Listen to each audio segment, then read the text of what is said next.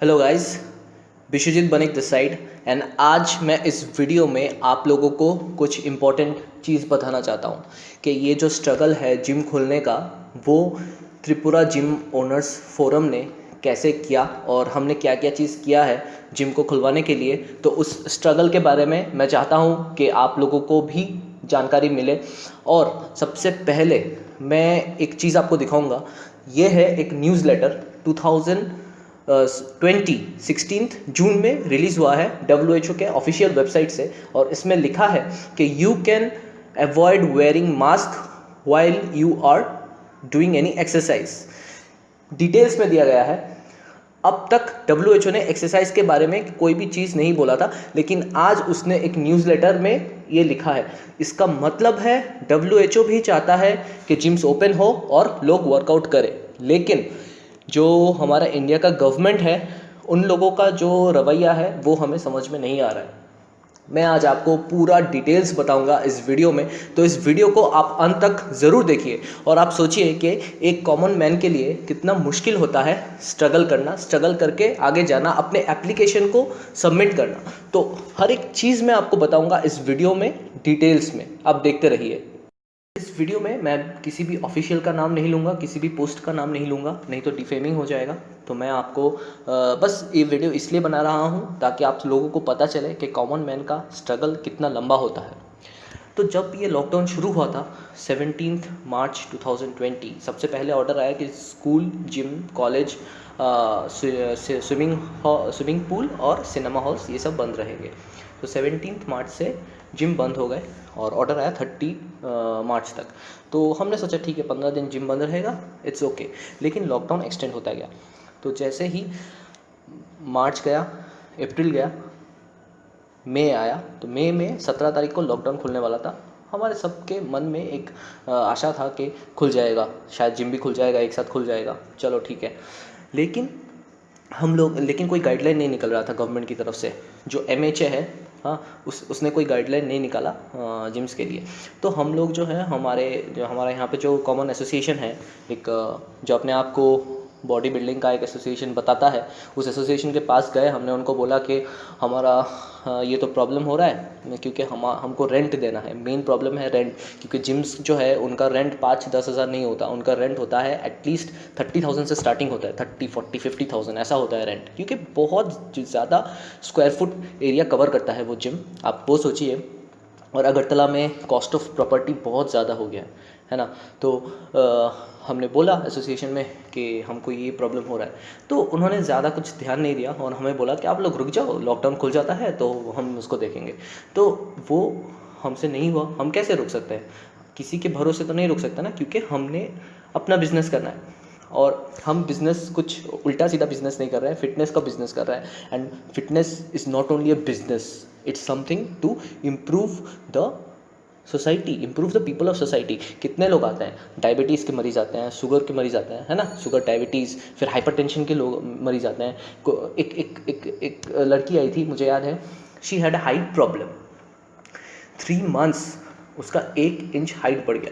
तो लोगों के कितने सारे प्रॉब्लम्स हैं जो जिम में आके सॉल्व होते हैं, है ना। फिर लोग आते हैं, बहुत सारे लोग डिप्रेस्ड होते हैं अपने लाइफ से। डिप्रेशन को दूर करने के लिए भी लोग वेट थेरेपी का यूज़ करते हैं। और मैक्सिमम लोगों को ये विश्वास है ना।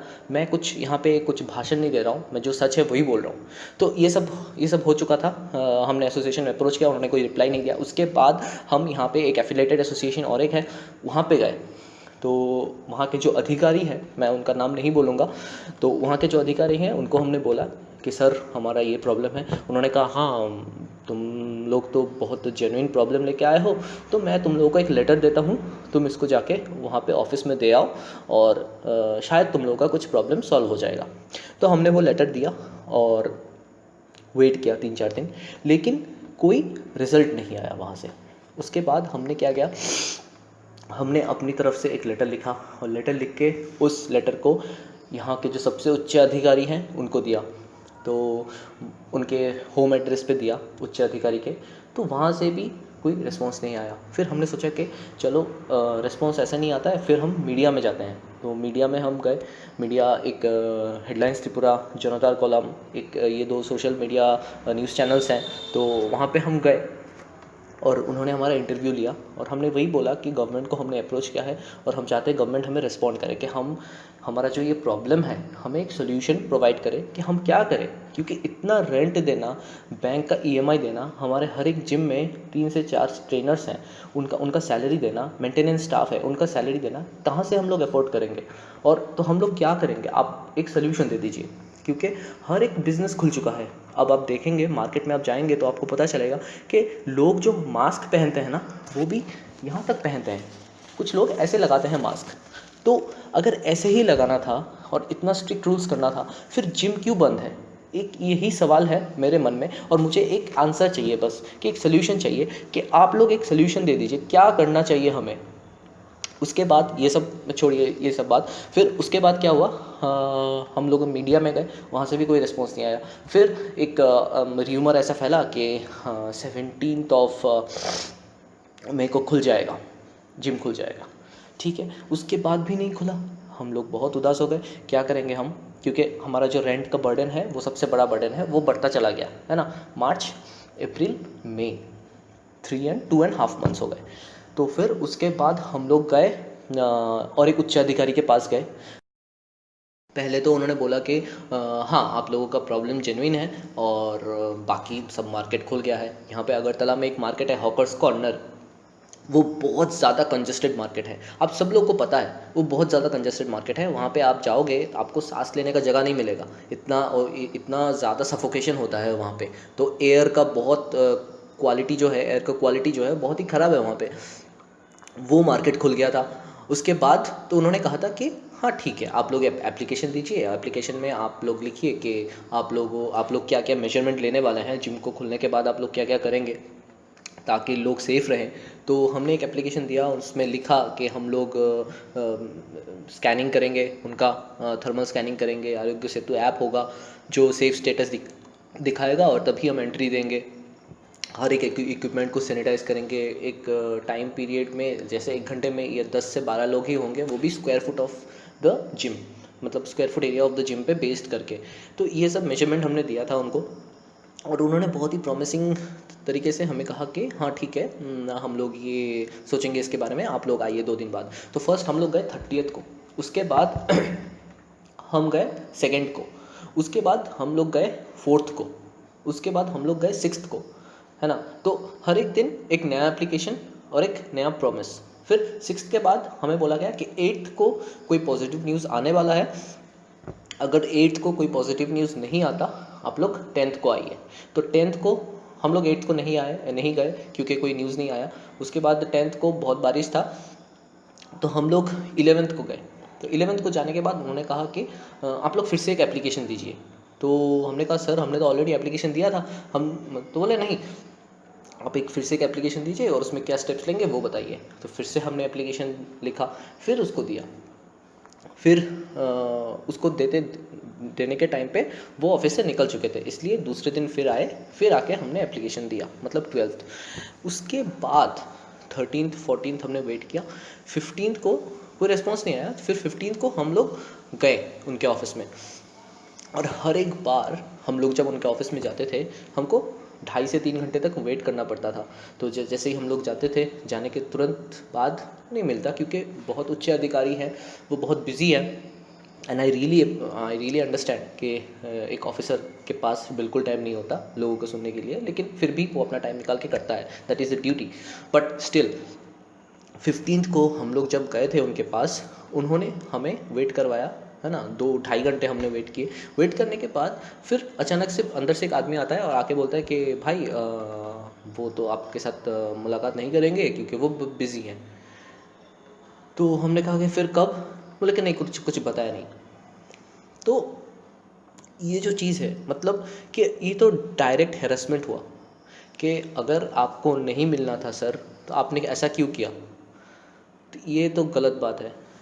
बहुत उच्च अधिकारी हैं, रिस्पेक्टेबल हैं, हर कोई रिस्पेक्ट करता है, बिल्कुल गवर्नमेंट जॉब को हर कोई रिस्पेक्ट करता है, लेकिन ये तो सही नहीं हुआ। ऑलरेडी हम इतने परेशान हैं और ऊपर से हर रोज़ 7 दिन इन अ रो हम गए, है ना। पेट्रोल जला के गए, पेट्रोल का कितना कॉस्ट पड़ गया, कितना इनकम नहीं है हमारे पास, है ना। हम किसके लिए जा रहे थे? हम अपने लिए जा रहे थे।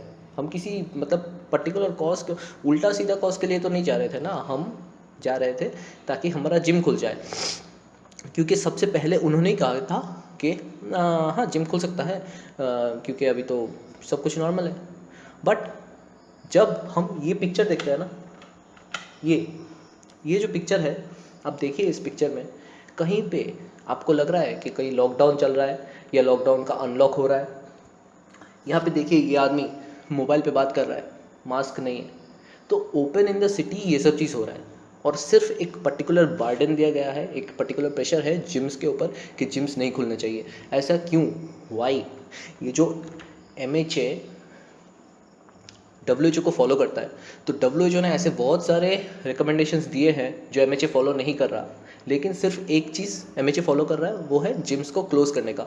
अब देखिए मैं किस लिए ये चीज़ बोल रहा हूँ, मूवीज़ सिनेमा हॉल्स बंद कर दिए, ओके, बट मूवीज़ जो है वो OTT प्लेटफॉर्म्स पे, नेटफ्लिक्स, हॉटस्टार, हर जगह पे रिलीज़ कर रहे हैं ये लोग, ठीक है। तो उनका तो इनकम जो है, रेवेन्यू मॉडल जो है वो ब्रेक नहीं हुआ, इनकम आ रहा है उनका।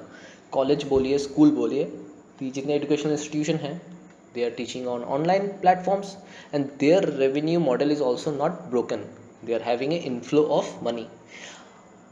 स्विमिंग पूल कितने हैं, कितने स्विमिंग पूल हैं? ज़्यादा नहीं है स्विमिंग पूल, जितना है मैक्सिमम गवर्नमेंट स्विमिंग पूल है, एक दो प्राइवेट होगा, और वो जिस बंदे का स्विमिंग पूल होगा ना वो दूसरा काम भी करता होगा, सिर्फ स्विमिंग पूल से वो अपना बिजनेस नहीं करता। इसलिए स्विमिंग पूल का बात आप छोड़ दीजिए, ये एनालिसिस करने के बाद ही मैं बोल रहा हूँ, विदाउट, मैं ऐसे हवा में बात नहीं कर रहा हूँ, रिसर्च करने के बाद ही मैं बोल रहा हूँ। और एक चीज़ है फिटनेस इंडस्ट्री, जिम्स, सिर्फ जिम्स बंद है, और जिम के ओनर्स के पास कोई इनफ्लो नहीं है, कैश का इनफ्लो नहीं है। हम लोग ऑनलाइन ट्रेनिंग करेंगे, बहुत सारे लोग सजेस्ट करते हैं आप लोग ऑनलाइन ट्रेनिंग कीजिए। अरे आप लोग लोगे ऑनलाइन ट्रेनिंग?